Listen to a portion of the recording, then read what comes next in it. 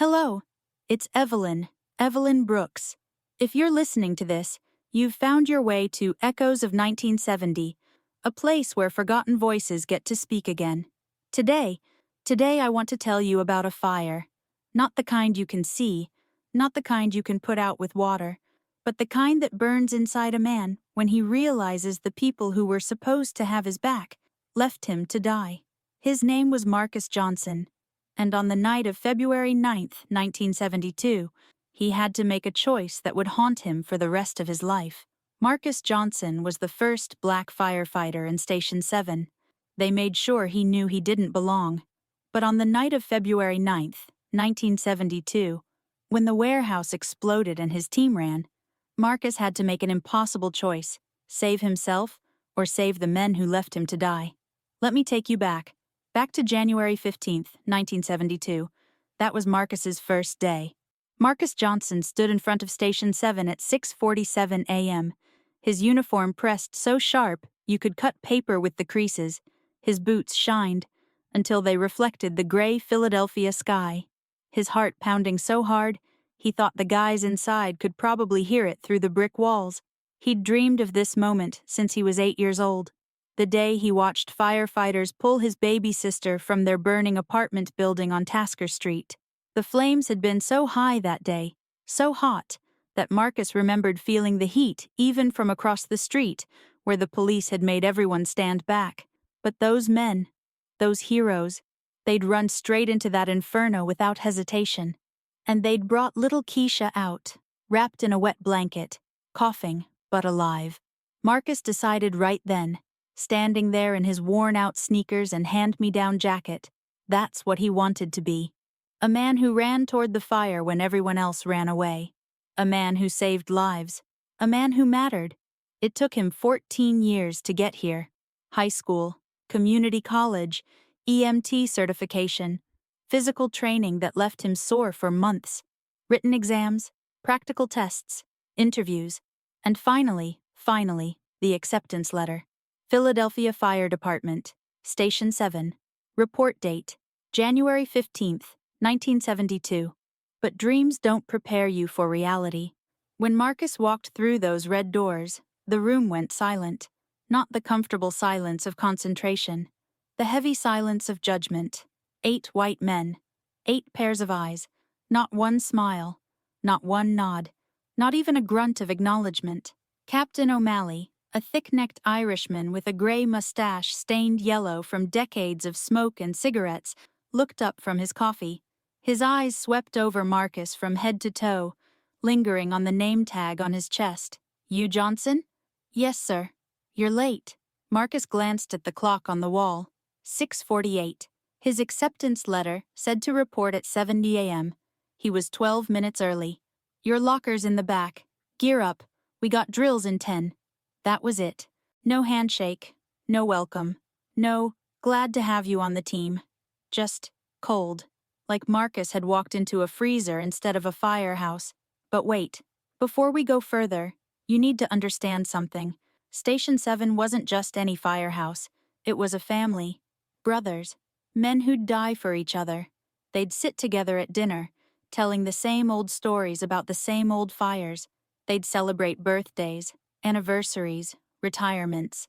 When Doyle's wife had cancer, they took turns covering his shifts so he could be at the hospital. When Murphy's house flooded, they all showed up with tools and dry towels. These weren't just co-workers.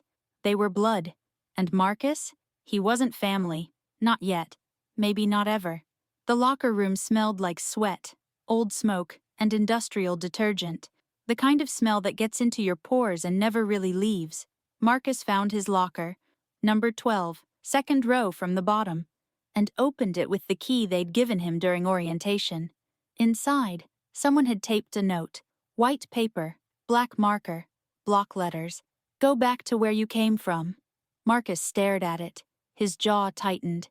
His hands curled into fists. For a moment, just a moment, he considered ripping it down, storming back into that room, and demanding to know who wrote it. But he didn't. He just closed the locker, took a breath, put on his gear, and walked out, because Marcus Johnson didn't come here to make friends. He came here to prove he belonged. The gear was heavier than he expected. 60 pounds of turnout coat, pants, boots, helmet, and air tank. But Marcus had trained for this. He moved through the morning drills with precision. Ladder climbs, hose drags, search and rescue simulations in the smoke-filled training room. But proving yourself in a place that doesn't want you? That's not about strength. It's about survival. And Marcus was about to learn just how far some men would go to make him quit. The drills were brutal. Not because they were difficult. Marcus had done harder in training, but because of the silence. When Fontana climbed the ladder, Murphy cheered him on. When Doyle dragged the hose, O'Malley clocked him and shouted encouragement. But when Marcus stepped up, nothing. Just cold, empty silence. He kept up. More than kept up. He excelled. His ladder climb was faster than Fontana's. His hose drag was cleaner than Doyle's. But no one acknowledged it. No one said a word. During lunch, the crew sat together at one long table in the station kitchen, laughing, talking about last night's Eagles game, about the new mayor, about some woman Murphy met at a bar. When Marcus approached with his tray, meatloaf, mashed potatoes, green beans from the station kitchen, the conversation stopped. Dead stopped. "Seats taken," said Ricky Fontana, a stocky guy with a scar over his left eye and forearms like tree trunks. Marcus looked at the empty chair. "All of them?" "All of them." Marcus stood there for 3 seconds, 4, 5, waiting for someone, anyone, to say something, to tell Fontana to shut up, to make room. No one did. So Marcus turned around, found a small table in the corner, near the window that looked out at the engine bay, and he ate alone. Every single day for 6 weeks, he ate alone. You might be thinking, why didn't he report them? Why didn't he fight back? But you have to understand, this was 1972. This was before federal protections, before discrimination lawsuits, before anyone in power cared about a black man being uncomfortable at work. If Marcus complained, he'd be labeled a troublemaker, a quota hire who couldn't handle the heat, and he'd be out. Not officially, of course. They'd find some other reason. Failed a drill, missed a call, didn't follow protocol. So Marcus did what so many before him had done. He endured. Weeks passed. Small sabotages became routine. His gear would go missing right before drills. He'd find it later, stuffed in a trash can, covered in coffee grounds. His boots would be filled with water. Once, someone greased the inside of his helmet. The slick, oily substance got in his hair, on his forehead, dripped down into his eyes during a training exercise. Marcus said nothing. He cleaned it, put it back on, and kept going. His only respite was the night shift, midnight to 8 a.m. Most of the crew slept during night shifts unless a call came in, and in the quiet darkness of Station 7, Marcus could almost forget they hated him. Almost. But there was one man who didn't join in. Charlie Brennan. Charlie was 54 years old, a 28-year veteran with a pronounced limp from a collapsed ceiling back in '63 that shattered his femur in 3 places. The doctors told him he'd never walk again. Charlie proved them wrong. Took him 2 years of brutal physical therapy, but he walked, ran, climbed, and stayed on the job. He didn't talk much, didn't smile much, kept to himself mostly, reading thick paperback novels during downtime, westerns, detective stories, spy thrillers. But one afternoon, while Marcus was scrubbing the engine alone, another extra duty O'Malley had assigned him, Charlie walked over. "You do good work, kid." Marcus looked up, surprised. It was the first kind thing anyone had said to him in 6 weeks. "Thank you, sir." "Stop calling me sir. I work for a living." Charlie handed him a clean rag. "They're gonna keep pushing. You know that, right?" "I know." "And you're still here." "I'm still here." Charlie nodded slowly, his gray eyes studying Marcus's face.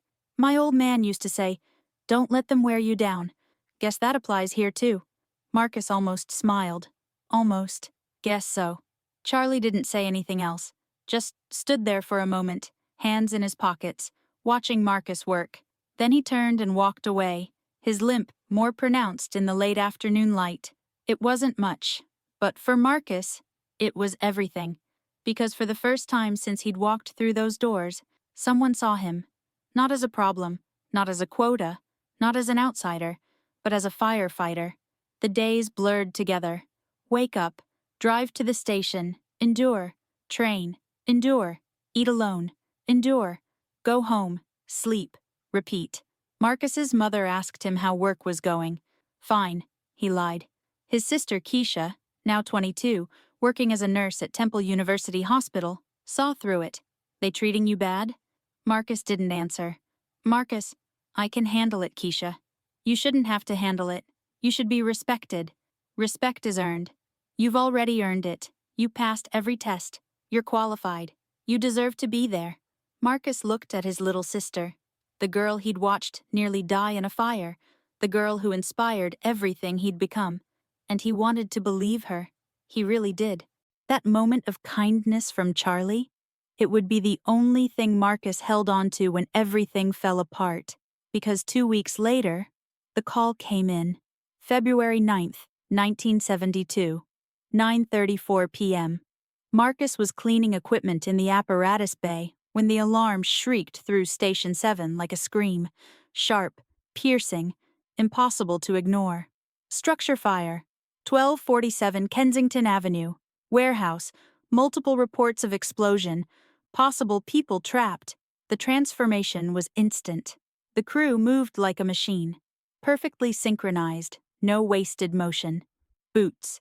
Coats. Helmets. Gloves. Check equipment. Board the engine.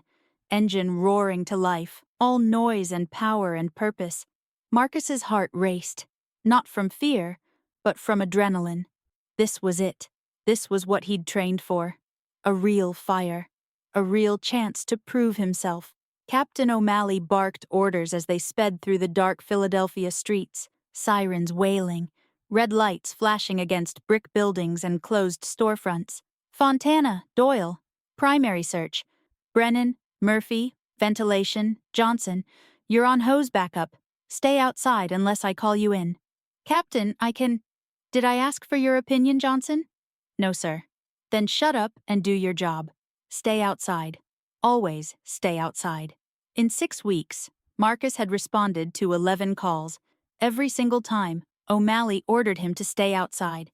Jose backup, equipment check, perimeter control. Never inside. Never where it mattered. When they arrived at 1247 Kensington Avenue, Marcus understood why this wasn't a routine call. The warehouse was already an inferno. Flames shot 30 feet into the air, twisting and writhing like living things. Black smoke poured out of shattered windows, so thick it looked solid.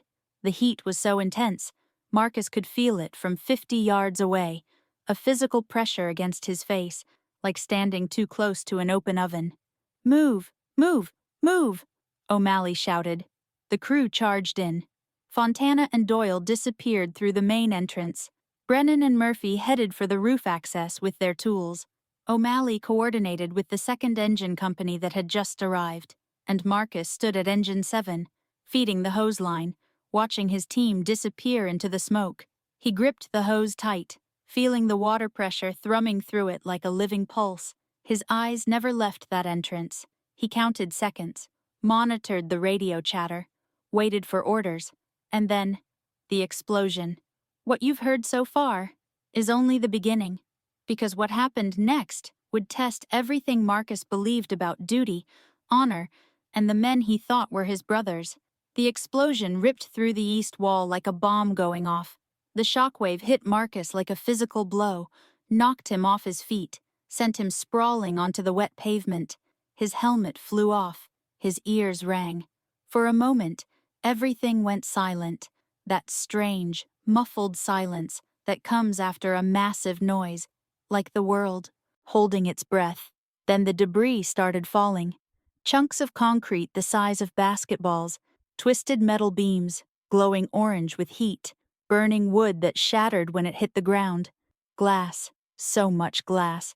Marcus scrambled to his feet, his hands bleeding from where he'd caught himself on the asphalt. He looked up at the building. The main entrance, the entrance his team had used, was gone. Completely gone. Collapsed. Buried under tons of rubble. "Captain!" Marcus screamed into his radio, his voice hoarse. "Captain, do you copy?" Static. "Station 7, this is Johnson. We have a collapse. Repeat, we have a major collapse." Nothing. Just empty static and the roar of the fire. Marcus's hands shook. His breath came fast, too fast. "Think! Think! Don't panic. Think!" He scanned the building. The main entrance was gone. The roof, where Brennan and Murphy had been, looked intact but unreachable. But there, on the north side, partially hidden by smoke, a loading dock door. Still standing, still accessible. Marcus grabbed his axe from the engine, his flashlight, checked his air tank, 3,000 psi, full, and ran. Now, here's the thing you need to know about Marcus Johnson. He wasn't reckless. He wasn't stupid. He'd been trained to follow orders, to wait for backup, to never ever go into a burning building alone. But he also wasn't the kind of man who could stand outside while his brothers burned. Even if those brothers hated him, even if they'd spent 6 weeks trying to break him, they were still firefighters, and firefighters don't leave each other behind. Marcus kicked open the loading dock door. It gave way with a screech of metal and a shower of sparks. Smoke poured out instantly. Thick, black, chemical smoke that burned his eyes even through his mask. He pulled down his face shield, turned on his flashlight, and stepped inside. The heat was unbearable, like walking into a furnace. The smoke so dense, his flashlight barely cut through it, just a weak cone of yellow light in an ocean of black. He moved fast, low to the ground, sweeping his axe side to side, feeling for walls, for obstacles, for anything solid in the choking darkness. His radio crackled. "Ensign, copy, lapse. This is Johnson. I'm inside, north loading dock, searching for survivors. Sun, negative. Pull." The radio cut out. Either the explosion damaged the repeater, or the fire was interfering with the signal. Either way, Marcus was alone. He kept moving, through what looked like a storage area. Shelves collapsed, boxes burning, ceiling sagging dangerously low. Through a hallway lined with offices, doors blown off their hinges, furniture melted into abstract shapes. And then he heard it, a voice, faint, desperate, barely audible over the roar of the fire. "Help! Somebody help us!" Marcus followed the sound, left, then right, through a door that was hot enough to burn his gloved hand, into what looked like a break room. Tables overturned, vending machine shattered, and there, Ricky Fontana, pinned under a collapsed steel beam, his leg twisted at a horrible angle. Sean Doyle, unconscious beside him, blood running from a gash on his forehead, and Captain O'Malley, trapped on the other side of a wall of fire, his face streaked with soot and blood. But wait, don't miss this detail. When Marcus's flashlight hit their faces, when they realized who had come for them, do you know what Ricky Fontana said? "Not you." That's when everything changed. Because Marcus Johnson had a choice. Walk away. Let them face the consequences of their hatred, or be the man he'd always wanted to be, even if it killed him. "Not you!" Ricky screamed again, his voice cracking with pain and something else. Shame, maybe, or disbelief. "Get someone else." Marcus stared at him. At this man who'd made his life hell for 6 weeks, who'd hidden his gear, who'd filled his boots with water, who'd put grease in his helmet, who'd told him every single day, in 100 small ways, that he didn't belong. And Marcus had maybe 90 seconds before the ceiling came down on all of them. "Where's Brennan?" Marcus shouted over the roar of the flames. "North corridor," O'Malley rasped, his voice barely audible. "Trapped. Murphy's with him. Can't reach them. Tried. Can't get through." Marcus looked at the beam pinning Ricky. 800 pounds of steel, maybe more. He'd need leverage. He scanned the room frantically, found a metal pipe, maybe 4 feet long, wedged it under the beam at an angle. "When I lift, you pull him out," Marcus said to O'Malley. "Johnson, you can't lift that. When I lift, you pull him out." Marcus gripped the pipe, planted his feet, Every muscle in his body screamed in protest. He thought of his sister. He thought of Charlie. He thought of every person who ever said he wasn't strong enough, smart enough, good enough. And he lifted. The beam rose. An inch. 2 inches. 6 inches. Just 6. But it was enough. O'Malley dragged Ricky free, the injured man screaming in pain as his mangled leg dragged across the concrete floor. Marcus dropped the pipe, gasped for air. His shoulders felt like they were on fire. "Doyle?" O'Malley checked. "Breathing. Pulse weak but steady. Can you carry him?" "Yeah." "Then go. Get out. North loading dock. Now." "Johnson." "I'll get Brennan and Murphy. Go." O'Malley hesitated. For just a second, Marcus saw something in the captain's eyes he'd never seen before. Respect. Maybe even gratitude. "Don't die in here, Johnson." "Wasn't planning on it." O'Malley lifted Doyle in a fireman's carry, helped Ricky to his feet, and the three of them limped toward the exit, disappearing into the smoke, and Marcus turned toward the north corridor. But here's the thing about plans. They don't mean much when you're surrounded by fire, running out of air, and the only man who ever showed you kindness is dying somewhere in the dark. The north corridor was hell itself, flames on both sides, so hot the air shimmered and warped, the floor cracking beneath Marcus's boots, pieces of concrete falling away into darkness below. Smoke so thick his flashlight was almost useless. He checked his air gauge. 1200 psi. Maybe 10 minutes left. "Charlie!" Marcus shouted, his voice muffled by his mask. "Charlie Brennan!" A cough. Weak. Somewhere close. "Charlie. Here. Kid. Here." Marcus found him slumped against a wall, his leg twisted at a horrible angle, the same leg he'd broken in '63. Murphy was beside him, unconscious, a deep gash across his chest. "Kid." Charlie's voice was barely a whisper, each word a struggle. "You gotta get out. Building's coming down." "Not without you." "Marcus, I'm too heavy. You can't." "I said I'm not leaving you." "Murphy. He needs. I'll come back for Murphy. You first." Marcus hooked his arms under Charlie's shoulders, lifted. The old man groaned in pain, his injured leg dragging uselessly. I know, I'm sorry." The ceiling groaned. A support beam snapped somewhere above them with a sound like a gunshot. Sparks and embers rained down, burning through Marcus's coat, singeing his neck. They had maybe 30 seconds. Marcus dragged Charlie through the corridor. 1 step, 2. His legs burned. His lungs screamed for air. But he didn't stop. He couldn't stop. Because this was Charlie, the only man in Station 7 who'd shown him kindness, the only man who'd seen him as human. Behind them, the ceiling collapsed with a roar like thunder. Ahead, barely visible through the smoke, the loading dock door, still open, still there. Marcus pulled Charlie through, into the cold night air, onto the wet pavement where paramedics rushed forward to take him. "Murphy!" Charlie gasped. "Murphy's still—" "I know." Marcus turned back toward the building. His air gauge read 400 psi, maybe 3 minutes. Not enough. But Marcus Johnson had never been good at math anyway. He ran back inside. The corridor was worse now. The ceiling half collapsed, flames everywhere, the floor buckling and breaking apart. Marcus could feel the heat through his boots, the soles starting to melt. He found Murphy right where he'd left him, unconscious, barely breathing.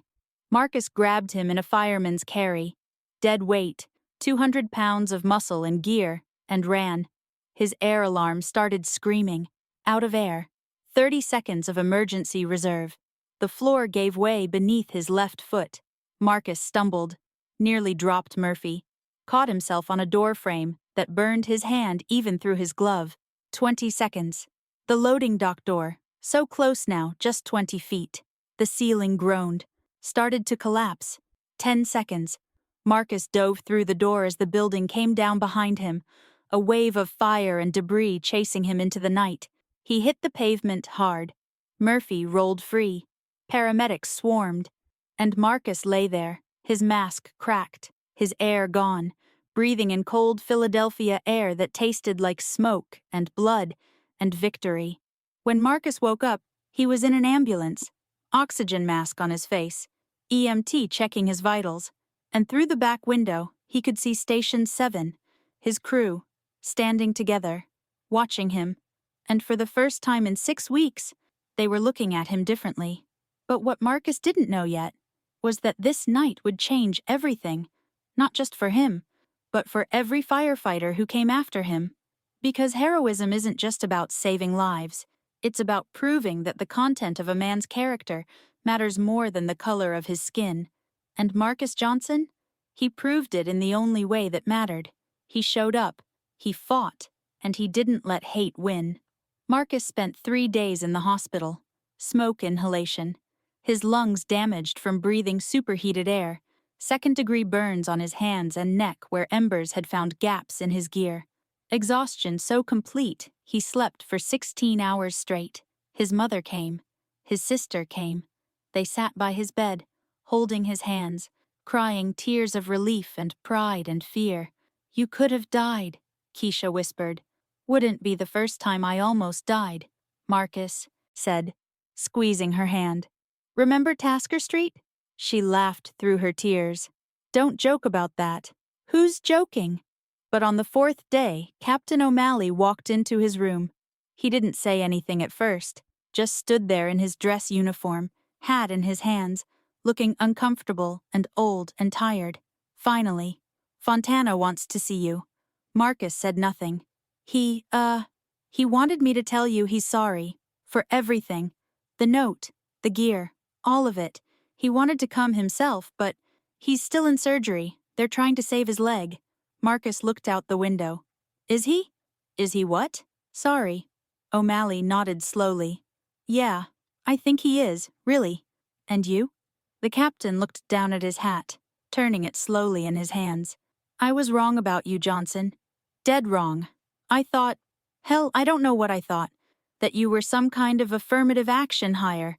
That you hadn't earned it. That you'd fold under pressure." He looked up, met Marcus's eyes. "But you didn't fold. You ran into a collapsing building 3 times. Saved 4 lives. You're one hell of a firefighter." "I know." O'Malley actually smiled. Just a little. "Yeah, you do." He turned to leave, but stopped at the door. "When you're cleared, your locker's still there. Number 12, and the guys. We'd like you back. For real this time." Marcus closed his eyes. "Your locker's still there. Not much, but everything." When Marcus was finally discharged, 5 days after the fire, his lungs still raw, his hands still bandaged, his sister drove him home. "You going back?" she asked. "Yeah." "Even after everything they did?" Marcus was quiet for a long time, watching Philadelphia roll past the car window, the neighborhoods he'd grown up in, the streets he'd played on, the city that was his home. "They need to see," he finally said. "See what?" "That I belong there, that I'm not going anywhere, that no matter what they do, no matter how hard they make it, I'm staying." Keisha reached over and squeezed his hand. "You're a better man than me." "No, just stubborn." March 1st, 1972. Marcus walked back into Station 7. The room didn't go silent this time. Instead, everyone stopped what they were doing, turned, looked at him. Ricky Fontana stood up, on crutches, his leg in a cast from hip to ankle. He hobbled over slowly, and when he reached Marcus, he extended his hand. "Thank you." Marcus looked at the hand, then at Ricky's face. The man's eyes were red, like he hadn't slept in days, or maybe like he'd been crying. Marcus shook his hand, not because he forgave, not because he forgot, but because that's what firefighters do. They move forward. "You would have done the same," Marcus said. "No," Ricky said quietly. "I wouldn't have, but I will now." Charlie Brennan was at his locker, leg in a cast, grinning ear to ear. "'Bout time you got back, kid. Place has been falling apart without you. Somebody's gotta keep you old guys alive." Charlie laughed. A real laugh. "Damn right." Murphy walked over next, shook Marcus's hand. "I owe you my life. Just doing my job." "No, you saved me, thank you." One by one, the crew came over, shook his hand.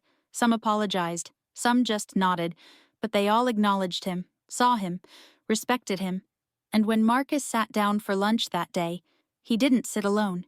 Charlie sat on his right, Murphy on his left, and slowly, the rest of the crew filled in around the table, not because they had to, because they wanted to.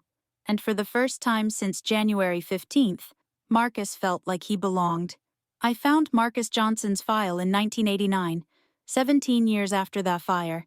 By then, he was a captain himself, Station 12, North Philadelphia. Retired in '94 with full honors after 22 years of service. But when I called him for this interview, when I asked him about that night, he was quiet for a long time. I could hear him breathing on the other end of the line, could almost feel the weight of those memories. Finally, he said, "Miss Brooks, people ask me all the time if I regret going back in, if I regret saving men who hated me, men who wanted me gone. And the answer is no. I don't regret it. Not even a little. Because I didn't do it for them. I did it because that's who I am. That's who I was raised to be. And no amount of hate, no amount of cruelty or prejudice or small-minded bigotry was going to change that. They wanted me to be less than I was. I chose to be more." I asked him if they ever really changed, if Station 7 ever became the family he'd hoped for. He said, "Some of them changed. Really changed. Ricky Fontana became one of my closest friends. We stayed in touch until he died in 2001. Heart attack. I spoke at his funeral. He'd become an advocate for diversity in the fire department, used to tell new recruits about that night, about what I did, about what he learned. Murphy, too. Good man. We fished together for years, but not all of them changed. Some retired still carrying that hate. And you know what? That's on them, not me. I did my part. I showed up. I did the work. I saved lives. That's all I could control." I asked him if they ever apologized, really, truly apologized. He said, "Some did, some didn't. But that wasn't the point. The point was, I survived. I made it through. And I made sure every black firefighter who came after me knew, you belong here. No matter what they say, no matter what they do, no matter how hard they make it. You belong. You've earned your place. Don't ever let anyone tell you different." Marcus Johnson passed away in 2003. Heart attack. He was 58 years old. Too young. Too damn young. At his funeral, over 300 firefighters showed up. Black, white, Latino, Asian, men and women, all wearing their dress uniforms, all standing at attention as they carried his casket to the grave. And Ricky Fontana's son, Ricky Jr., also a firefighter, he read a letter his father had written before he died. A letter he'd asked to be read at Marcus's funeral, whenever that day came. The letter said, "Marcus Johnson saved my life twice, once in that fire on February 9th, 1972, and once when he showed me what it means to be a man, to be brave, not just in the face of flames, but in the face of hate, to choose kindness when cruelty would be easier, to be better than the worst parts of yourself. Marcus, I'm sorry it took me so long to see you, really see you, but I'm grateful, so grateful, that you never stopped seeing yourself. Rest easy, brother. The watch has changed.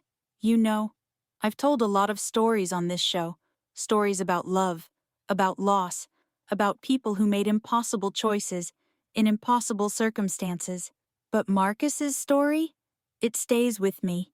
It lives in my chest, like a piece of coal that never stops burning, because it reminds me that courage isn't about being fearless. It's about being absolutely terrified and doing the right thing anyway. It's about walking into a fire when you know the men inside would rather see you burn, and still choosing to save them, because that's what heroes do. They don't wait for the world to be fair. They don't wait for people to be kind, or just, or decent. They don't demand perfection before they act. They just show up, and they do the work, even when the work is hard, even when the work is painful, even when the work costs them everything. Marcus Johnson showed up, every single day, even when it hurt, even when it wasn't fair, even when he had every reason, every justification to walk away. He showed up, and because he did, because he refused to quit, because he wouldn't let hate win, Hundreds of lives were saved, not just that night, but in the years that followed, because Marcus opened a door that had been closed for too long. He kicked it open, walked through, and held it open for everyone who came after. The Philadelphia Fire Department today is nearly 30% Black, Latino, and Asian, nearly 15% women, and every single one of them walks through doors that Marcus Johnson opened. So if you're listening to this, and you're facing your own fire, remember, Marcus. Remember that the heat doesn't last forever, that the pain is temporary, that the struggle, as hard as it is, will end. Remember that courage isn't about being the strongest. It's about being the one who refuses to quit when quitting would be so much easier. Remember that you are not alone, that others have walked this path before you, that they survived, that they thrived, that they won. And remember, you belong. No matter what they say, no matter what they do, no matter how hard they try to make you believe otherwise, you belong. Marcus knew that, even when no one else did, even when the whole world seemed designed to make him doubt it. He knew. And that knowledge, that unshakable certainty, it saved his life and the lives of everyone he touched. This has been Echoes of 1970. I'm Evelyn Brooks. Thank you for listening. And remember, some fires never go out, they just keep burning, lighting the way for everyone who comes after.